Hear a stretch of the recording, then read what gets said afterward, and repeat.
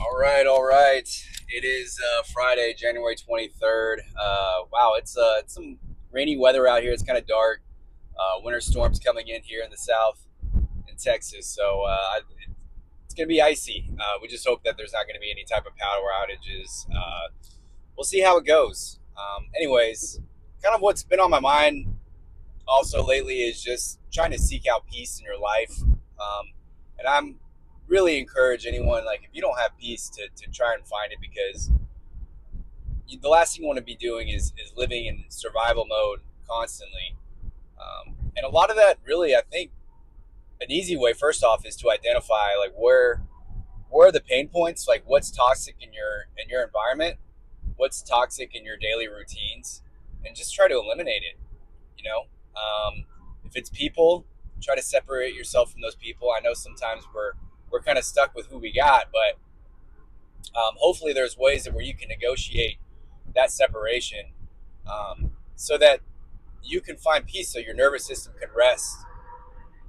Because the last thing you should be doing, I think, is seeking relaxation through, you know social media or TV or drugs, alcohol. You know what I'm saying? Like, those are all escapes, and those are cheap dopamine hits. And, with something like social media and, maybe food or consumerism, where you just want to shop,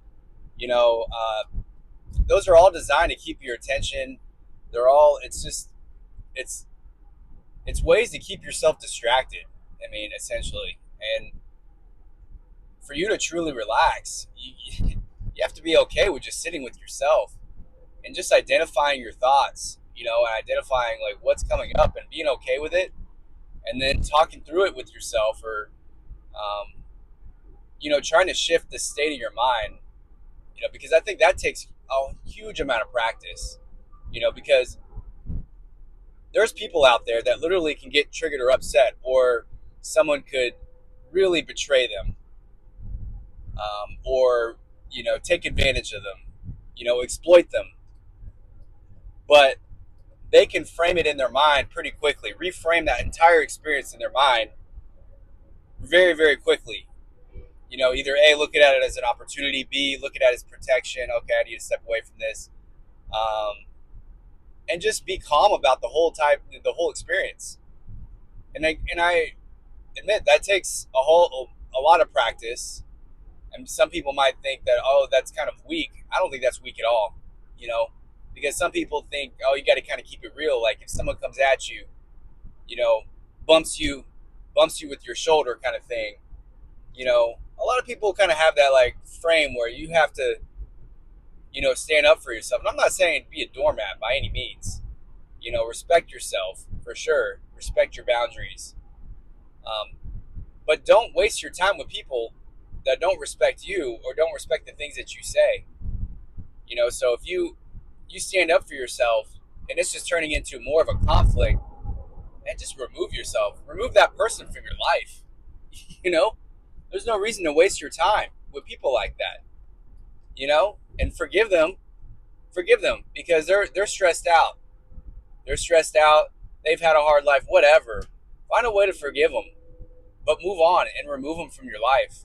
You know, there's no reason. Like, if you truly love yourself, you should really be designing a life with love around you, with peace around you, because I think for us to be at our most creative, at our highest self, our most highest conscious, our most loving selves, and really truly find what path, and fulfilling that path, in life, is we have to be at peace. We have to have a bit of a calm mind.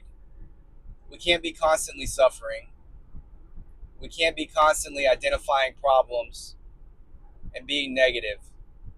You know, you have to find positivity. You have to find optimism. You have to believe in yourself that you can figure it out. And I know that's hard sometimes. If you're hungry or if you're starved, maybe you're starved from a relationship, or maybe you see people living a life that you want to live. Look, at the end of the day, life is not fair. you know Life is not fair. Some people are just born with a better hand. But at the same time, just because you're born with a better hand doesn't mean you live a better life than people that are not. Because a lot of times when you're born with a better hand in life, you just miss out on the small things, you know? And when you go through a rough time, you don't know how to handle it. You don't, because you've grown in comfort. And I am kind of afraid because I don't know, I just with the society and economy we're all headed, I hope I'm wrong, but I think there's obviously a lot of economists, that there's going to be a lot of suffering. There's going to be a recession. Um, you know, Asset values are going to collapse. And a lot of people are going to lose a lot of money. I mean, we'll see if all that happens. I think our economy is propped up uh, by the government, and it's hard. I have some ideas about it, like why. I mean, I think when you really truly look at our system and economy, I think in a very simplistic way. I mean, what is the economy? I think the economy is really, and what is money? Money is energy. Money, you're buying energy. You're buying, selling energy. And unfortunately, I think with AI, it's that demands a lot of energy, right? Apparently when you type in a question to Chat GPT or whatever AI you use, it requires a lot of just complex, I don't know, systems to run and then find that answer very quickly.